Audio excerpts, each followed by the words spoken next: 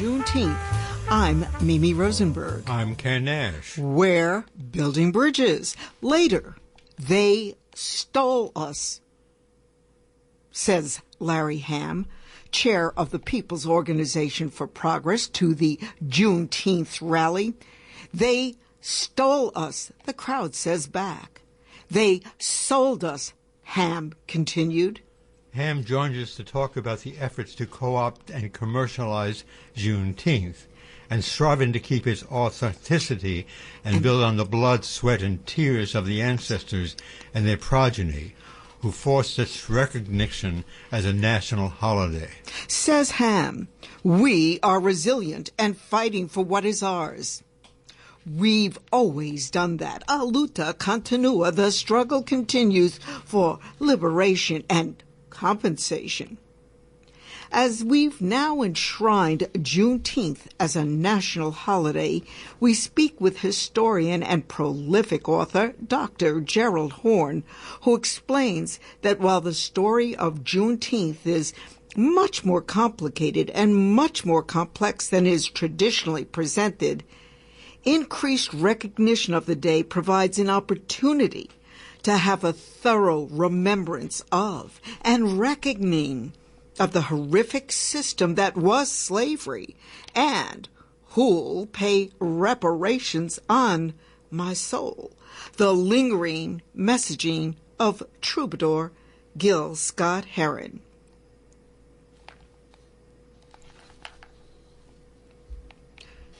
Dr. Horne, good Juneteenth, and help us build bridges. Professor Dr. Gerald Horne, there's clearly a receptivity, there's a national holiday around Juneteenth, the presumed date of emancipation of the slaves who were belatedly contacted, presumably, in Galveston, Texas. I'm interested in your thoughts about what the legacy to take away from Juneteenth is, also how you would look at it today. And I should say that we've titled this program for Juneteenth after the song by Gil Scott-Heron, Who'll Pay Reparations on My Soul. So maybe we can start right there. The legacy and who'll pay reparations on the soul of people of African ancestry in all these years since Juneteenth. First of all, thank you for inviting me. Second of all, with regard to Juneteenth, it's important to have an accurate analysis and depiction of what happened on June 19th, 1865 in Galveston, Texas. My previous book, The Counter-Revolution of 1836, Texas Slavery and Jim Crow and the Roots of U.S. Fascism, has probably the most lengthy analysis of that important date. Let's reject the canard that the Black people in Galveston did not know that they were free until General Granger and the Union troops showed up to tell them that. The Emancipation Proclamation of January 1st, 1863 had freed them. Texas was in rebellion against the United States of America. The United States of America's jurisdiction did not encompass Texas as of January 1st, 1863. They were part of the so-called Confederate States of America. It would be as if the U.S. Congress passed a decree tomorrow saying that slavery was abolished, for example, in Mauritania, Northwest Africa. That would fundamentally be null and void unless and until Washington was able to enforce that piece of paper. And the enforcing of that piece of paper, known as the Emancipation Proclamation, in a sense commences on June 19th, 1865, given the fact that we know that even after June 1865, there were cases of enslaved Africans in Texas. That points up the folly and fallacy of pointing to the Emancipation Proclamation as being some sort of all-powerful Magna Carta for enslaved Africans in not only Galveston, but Texas and the so-called Confederacy as a whole. Indeed, just to fast forward, I argue in the book that the second Juneteenth, June 1867, is a more accurate barometer for the abolition of slavery. That's the date that the French puppet leader, Maximilian, recalled that France had taken over Mexico during the U.S. Civil War, and that he was finally captured and executed on June 19th, 1867, putting paid to the idea of Texas enslavers that they would continue the war by retreating into French-occupied Mexico with their enslaved Africans in tow. But the execution of Maximilian fundamentally negated that ambitious proposal. I think that we should take away from Juneteenth a number of fundamental precepts. One is that it is well past time to look at enslavement in North America, and indeed in the Americas as a whole, as the ultimate question of class struggle. The ultimate exploited class were the workers who were not paid, and those were the enslaved workers, and that legacy of class struggle still holds in the succeeding generations of Black Americans who tend to vote against the right 9-1 and tend to be a bulwark against an emerging fascism. Likewise, I think it's well past time to acknowledge and recognize that the Haitian Revolution, 1791 to 1804, a revolution of the unpaid working class, was a world historic event that ignited a general crisis of the entire slave system that could only be resolved with its collapse, not least in North America, and that all people who sell their labor for a wage owe an enormous debt of gratitude to the heroic Haitian people and the Haitian Revolution. And that, too, is part of the legacy of the holiday known as Juneteenth, where we get a paid day off to mark the notion that slavery finally was buried. Dr. Horne, in addition to that, people give all this credit to General Granger, but to what extent did the Civil War turning point come with the participation of the Black soldiers in the struggle? Your point is well taken. We all know that the Emancipation Proclamation, January 1st, 1863, in some ways was a warfighting measure. It tended to free the enslaved in jurisdictions where the Lincoln government's reach did not extend.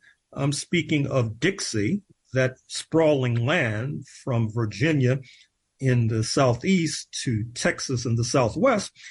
Ultimately, we know that approximately 200,000 Black soldiers fought for the Lincoln government and for the United States of America. The Emancipation Proclamation, to that extent, was a turning point, because recall that until that particular juncture, the Lincoln government was not faring very well with regard to their battle with the treasonous, traitorous Confederate States of America, so-called. But in, once again, a stirring example of self-liberation and a stirring example of class struggle, you saw the enslaved fundamentally freed themselves and their families. And then we all know what happened.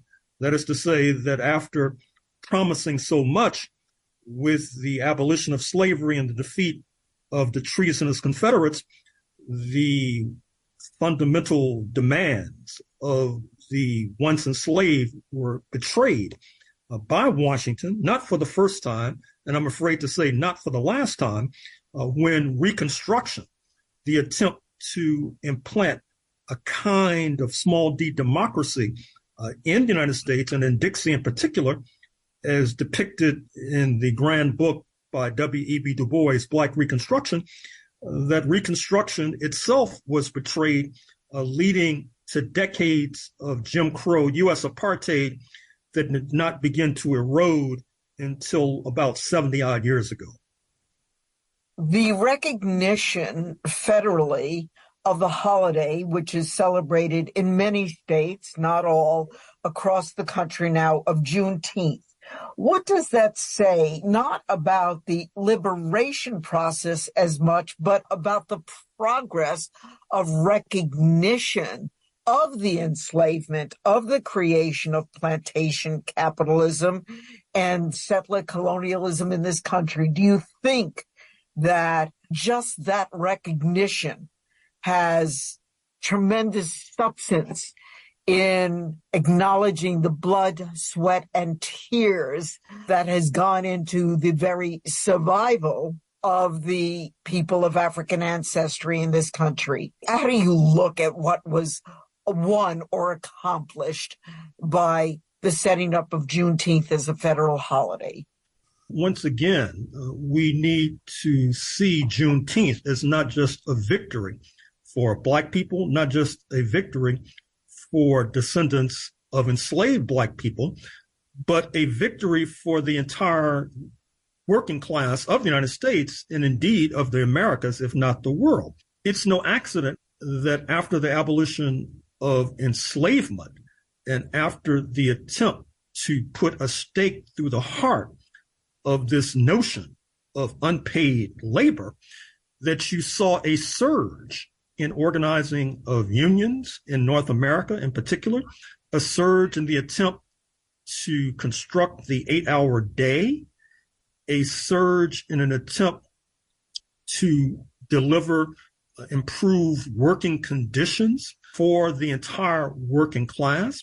That it's no accident as well that you've had tremendous pushback against this successful effort as embodied in Florida, where there has been an attempt to circumscribe the accurate and adequate teaching of Black history under the spurious guise of fighting so-called wokeness.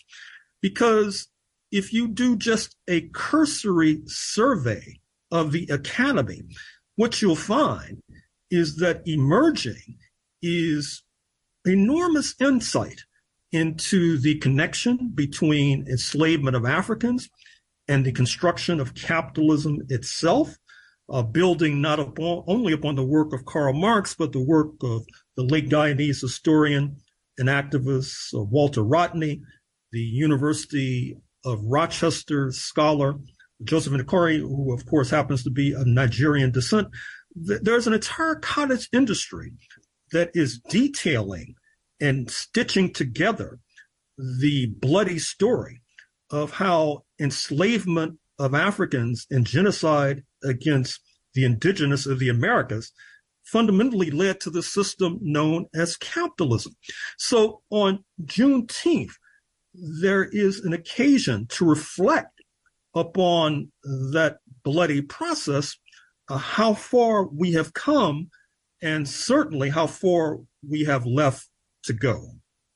Who will pay reparations on my soul?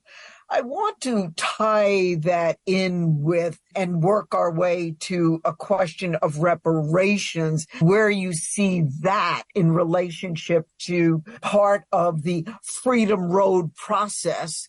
I also would like to ask, since you mentioned the state of Florida, how you characterize the political condition of Black people at this juncture, given the propensity to pass bills that limit the teaching or absolutely eradicate the teaching of Black history as told by those who were subjugated and oppressed, the book burnings that are constants now, which certainly ring in my mind of advancing prototypes for fascism. Where is the state really of Black emancipation, freedom on that road still to following that North Star? It's a mixed bag. With regard to reparations, there has been progress with regard to the city of Evanston, Illinois, with regard to the impending proposal coming out of Sacramento, California, moving to a kind of reparations that I understand is being emulated in New York State as well. But the missing link with regard to accomplishing this worthy goal of reparations, which, after all, I would hope that the entire working class would support, insofar as this idea of unpaid labor has not been rejected altogether from the political economy of capitalism. There are cases too numerous to mention of workers not only being shortchanged, but workers not being paid at all for the labor that they have expended. And reparations to the descendants of enslaved Africans would be a mighty blow against that horrific process. But as I survey the scene of reparations and its long journey of people of African descent in North America and the Americas as a whole, and of the working class in this hemisphere, one of the fundamental lessons is that international solidarity has been our saving grace. I mentioned the impact of the Haitian Revolution on the question of abolition of slavery in the United States, and other work that I've published, including this book on Washington, D.C. that's just come out, how the rise of independence movements in Africa and the Caribbean have a positive impact on the struggle against U.S. Jim Crow and apartheid. I'm not so sure if that particular issue has been grasped by many of our activists in the reparations struggle. And then to turn the coin over, how we've had enormous progress in the academy with regard to seeing the intimate connection between capitalism and slavery. Likewise, in the academy, we've seen enormous progress sketching the contours of settler colonialism, this process that was implanted in North America in the late 16th century, the first decades of the 17th century. We see that oftentimes it was a process involving class collaboration. If you look at what was called North Carolina about 400 odd years ago, you had Londoners across the Atlantic to implant a failed colony. It was basically a class collaborationist enterprise funded by the 1%, with Europeans of various class backgrounds getting in on the action because they felt that with a little bit of luck and a lot of pluck, they could seize the land of the indigenous, perhaps enslave an African or two or three or 100, and then become wealthy. This virus of class collaboration has yet to be extirpated and eliminated from the working class of the United States of America, which is one of the reasons why our future on this continent is so dire. To conclude, reparations and the struggle to attain it is a mixed bag, enormous progress on the one hand, but formidable obstacles on the other. Dr. Horne, your newest book on Washington, D.C., Revolting Capital. I don't know if revolting there is a pun or something, but does it mean they're revolting or they're in revolutionary status or are they unpalatable? But what is that about and why was it so important to do this book now? You are correct to see the multiple meanings of the title, Revolting Capital. First of all, we have a class that controls capital that's in revolt against democracy and leaning incessantly towards authoritarianism, if not fascism. Second, with regard to Washington, D.C., which is the nation's front yard, as it has been described, it's a rather revolting picture, particularly nowadays, but also in the not distant past, of a revolting conditions to which the working class have been subjected, homelessness not least, being revolting, repugnant. Then our old standby, those who are facing the obstacles of a capitalist class that refuses to yield and imposes and implants horrific conditions. You have the working class, particularly in Washington, intermittently described as Chocolate City because of the fact that for a good deal of its history has had a black majority, in open revolt against this state of affairs. And I tell the story of how this situation evolved, focusing on organizations such as the NAACP, the Communist Party, Marcus Garvey's organization, the Nation of Islam, focusing on unions.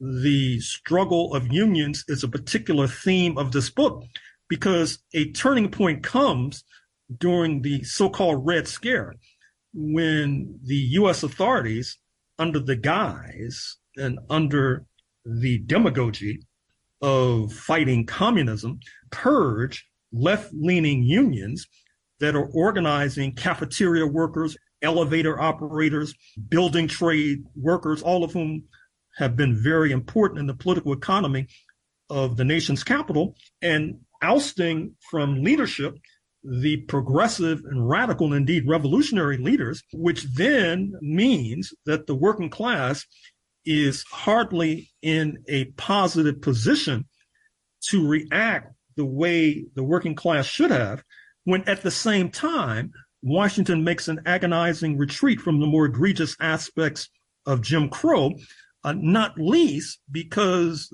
of the rise of liberation movements in Africa and the Caribbean, with those nations sending diplomats to Washington, Washington feeling that it will lose prestige in the ongoing struggle against the socialist camp if these Nigerian and Jamaican diplomats are treated as if they were U.S. Negroes. Therefore, there is this retreat from the more horrible aspects of Jim Crow, but that leaves particularly the Black working class with an enervating dilemma. Many win the right to check into a hotel, but because of the erosion of the strength of unions, they don't necessarily have the money to pay the bill because of the weakening of unions that fight for higher wages and for better working conditions. This is part of the story that I tell in this book, Revolting Capital. The state of the politics and growth of, whether one wants to describe it as creeping fascism, neo-fascism, or indeed fascism. One, do you see that as what's happening? How do you look at this period, and where does it take us? Your books, and most certainly your last book, Revolting Capital, Racism and Radicalism in Washington, D.C., 1900 to 2000. Where does that take us now, or where does it take, most specifically, the communities of people of African ancestry in trying to accomplish equal rights and justice and really live in and establish that beloved community that Martin Luther King waxed so eloquent about? With regard to fascism, I mentioned my recent book on Texas, which bears the subtitle, The Roots of U.S. Fascism. And what I tried to suggest in that book is, if you look at Texas, which in many ways is a microcosm of the United States of America, you see that it inflicted a bloody genocide upon the indigenous population, the Comanches, and the Caddo, C-A-D-D-O, not least, who had an interlocking directorate with Black people. It was in many ways the bellwether of enslavement of Africans. It should not be shocking nor surprising that in the 21st century, Texas in some ways carries the earmarks of an emerging fascism that could easily spread throughout the rest of this nation. This has been made possible, not least, by the attack on unions, the attack on the working class shield. With the attack on unions, you've seen these organizations that were a major funder of anti-Jim Crow movements. For example, I'm thinking of the United Auto Workers under the leadership of Walter Reuther, who, of course, was a fervent anti-communist. But with the attack on unions and the decline in density of unions, that is to say, membership totals, unions have relatively smaller treasuries and therefore have less troops and funds to devote to attacking this emerging fascism. It also ties back into this virus of class collaboration, some in the working class betraying the ultimate mission of that class, which is not only fighting for improved working conditions and higher wages, but ultimately trying to seize power, but being inimical to that grand radical process, which at the same time lays the foundation for this emerging fascism. And of course, this is not just unique to the United States of America. We see that in Italy, you have Prime Minister Meloni, who represents a neo-fascist party in Italy that once had one of the most powerful communist parties in the world. We see it in the Alternative for Germany party. You see it in terms of what the United States is trying to impose, not only on its neighbors, socialist Cuba, not least, but also Venezuela, also other countries that are deemed to be leaning too far to the left. All of this does not bode well for the growth of an anti-fascist movement. It bodes ill with regard to the continued surge of a pro-fascist, neo-fascist movement. Your punctuating message, where all your books really seek to go, and where we now must seek to go, and to revive, rejuvenate a comprehensive movement that really takes on the perspective of race and class towards that emancipatory process that has yet to be realized. Your final message. My final message is that on this Juneteenth, we have quite a bit to be grateful for, not least that we were able to win this holiday, which, although it's not necessarily observed in every jurisdiction in every state, is still a step forward in terms of being a victory for the descendants of the once unpaid sector of the working class, meaning that it's a victory for the working class as a whole. But we still have a long way to go. We still are in the process of seeking to subdue and slay this fascist monster that is breathing hot flames. At the same time, we are struggling for small d democracy and attempting to improve the wages and working conditions and indeed the life outcomes of the poor and working class as a whole. Is it one step forward and two steps back? Is the success in terms of advances at the ballot box at one point, the setting in place of affirmative action, the battles that took place during the 60s and 70s, the Black Power movement and so on, which made some significant advances, not just putting black faces in high places, but on substantive issues. Is that what you see also as part of the ferocity of the backlash, the white lash against people of color? Or is it that and just the old trope of using racism and all forms of bias, anti-immigrant sentiment, etc., revving that up to create this juggernaut for the power of the alt-right? Why now?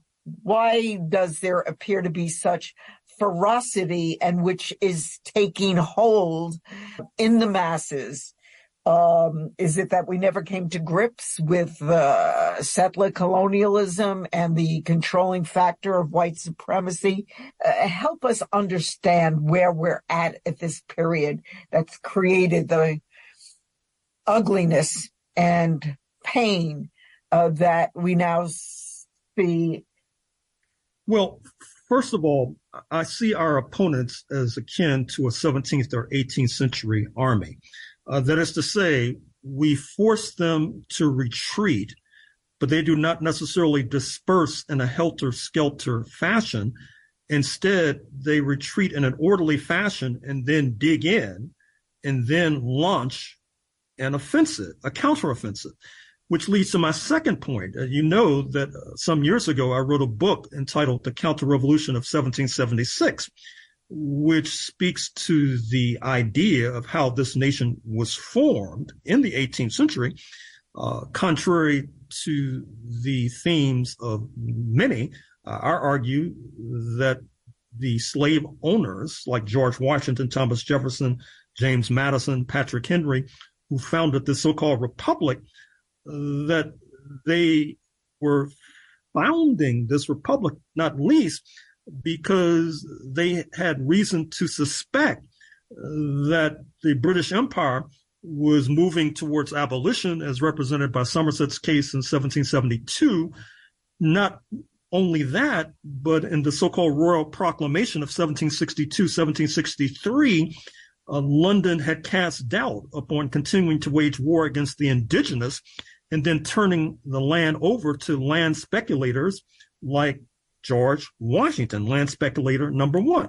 And so given these counter-revolutionary origins, it does not seem unusual to me that we're oftentimes facing a counter-revolutionary offensives, which leads me to the other point, which is that this effort, largely successful, to erode Jim Crow, to erode U.S. apartheid, was a significant victory, but to the extent that allied communities were not sufficiently mobilized, it was virtually inevitable that it would lead to a counter-revolutionary offensive against the fruits of that era, affirmative action not least, which would then have the Allied mission of pushing back altogether against reform of police terrorist practices with regard to the surge in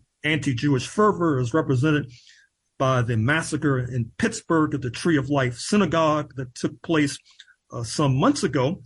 And so I think that it's incumbent upon progressive forces, radical forces, revolutionary forces, to have a firm grasp of the history of this country, to not be seduced by naive illusions, but to always be ready for these counter-revolutionary offensives, one of which we're now in the midst of. And if we're not capable, it will be able to turn back the clock altogether. Gerald Horne, Professor Dr. Gerald Horne, author of the most recent book, which is strongly urged by Building Bridges to be read, Revolting Capital, Racism and Radicalism in Washington, D.C., 1900 to 2000. Thank you for making us more conscious of the true history of this country and helping guide us down that freedom road toward a true equal rights and justice, which addresses fully the issues of race and class. One cannot be addressed and dealt with without the other. It is extremely important to have you with us, and even more so in these most recent times. We will not be silenced. We will continue to build bridges to people such as yourself. And thank you for the work that you do and making us a hell of a lot smarter. Thank you for inviting me. Thank you.